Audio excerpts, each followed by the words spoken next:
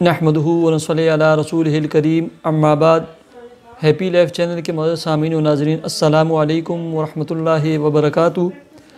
उम्मीद करता हूँ कि आप जहाँ पर भी होंगे अल्लाह के फ़ज़ल व करम से खैर व आफ़ियत से होंगे, और दुआ गो हूँ कि अल्लाह तबारक व तआला आपको हमेशा सेहत और सलामती के साथ अपने हिफ्ज़ व अमान में रखे।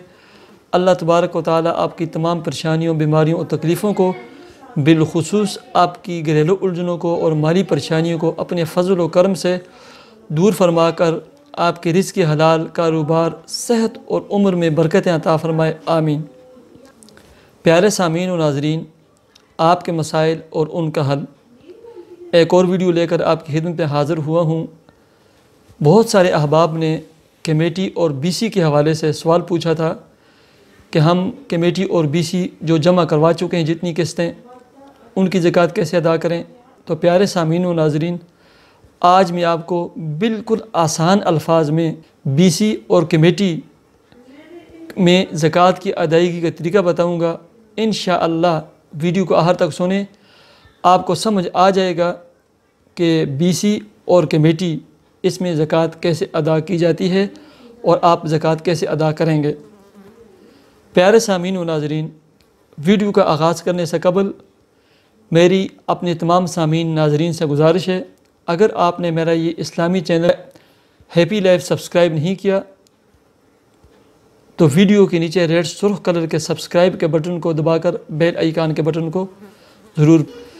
प्यारे सामीन व नाज़रीन, बीसी और कमेटी में आप जितनी रकम और किस्तें जमा करवा चुके हैं, अगर वो तनहा निसाब को पहुँचते हैं, यानी 51,500 मौजूदा आज के चांदी के रेट के हिसाब से वो पहुँचते हैं, या दूसरे अमवाल के साथ मिलाकर वो 52.5 तोला चांदी यानी 51,500 को पहुँचते हैं, तो उस रकम से आपने ज़कात अदा करनी है।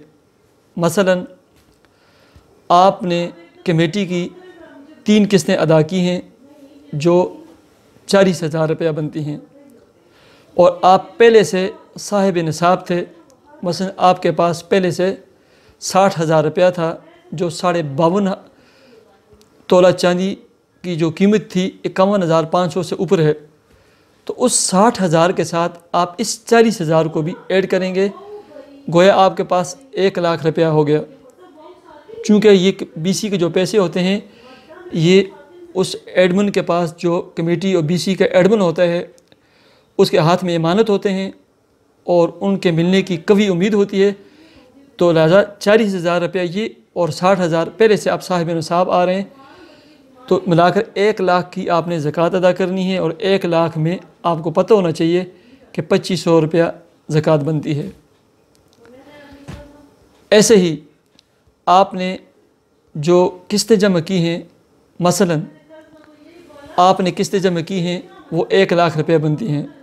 हर महीने 20,000 रुपये आप जमा करते रहे, और 5 महीनों की आपने किस्तें जमा की हैं 1 लाख रुपया, और ये 1 लाख रुपया ख़ुद निसाब को पहुँचता है।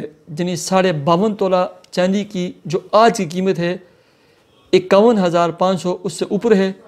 लिहाजा अगर आपके पास दूसरा माल नहीं है कि आप साहिब निसाब हों, ये जो 1 लाख रुपया जो निसाब को पहुंच चुका है, लिहाजा इस 1 लाख रुपये जो आपने 5 किस्तें अदा की हैं, इस 1 लाख रुपये की आपने ज़कात देनी है, और इस 1 लाख में से 2500 रुपया ज़कात बनती है।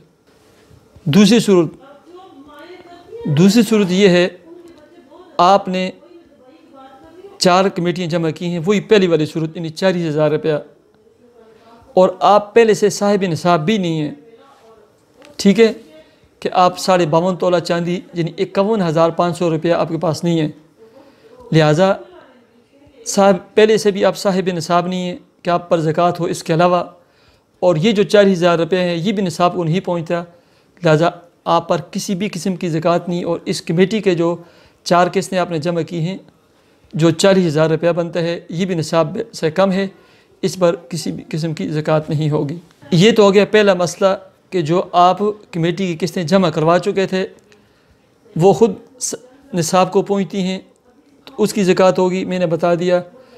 अगर आप पहले से साहिब निसाब थे और ये किस्तें निसाब को नहीं पहुँचती उनके साथ मिलाकर आप ज़कात अदा करेंगे। और तीसरी सूरत मैंने बयान की कि आप साहिब निसाब नहीं थे और ये कमेटी की किस्तें भी 40,000 थी जो निसाब को नहीं पहुँच रही, लिहाजा इस पर ज़कात नहीं होगी। अब दूसरा मसला ये है, आपने बीसी और कमेटी वसूल कर ली, 1 साल की कमेटी थी और हर महीने आपने 10,000 रुपया जमा करवाना था, जिन 10,000 की कमेटी थी और बीसी थी। अब आप ज़कात अदा करने लगे हैं तो आपके ज़िम्मे जितनी भी किस्तें हैं, मसलन आपके ज़िम्मे 6 किस्तें कमेटी की रहती हैं, 6 दाए 60,000 रुपया आप पर ये कर्ज़ है। आपके पास जितना पैसा है, मसलन आपके पास 4,60,000 रुपया है जिसकी आप ज़कात अदा करते हैं और आपने 6 किस्तें कमेटी की देनी है। 6 किस्तें 10,000 के हिसाब से 60,000 बनते हैं। इस 60,000 को उस 4,60,000 से अलग कर लें, बाकी 4 लाख के आपने ज़कात अदा करनी है। कमेटी और बीसी की जो किस्तें आपने अदा करनी हैं, चाहे वो 3 हैं, 5 हैं, 7 हैं, जितनी भी हैं, वो आपके ज़िम्मे कर्ज़ है। आप उस कर्ज़ को अलग करेंगे, उसके बाद जो आपके पास पैसा और रकम बाकी बचेगा आपने उसकी ज़कात अदा करनी है। तो ये था बीसी और कमेटी की ज़कात अदा करने का तरीका। मुझे उम्मीद है कि आपको समझ आ गई होगी।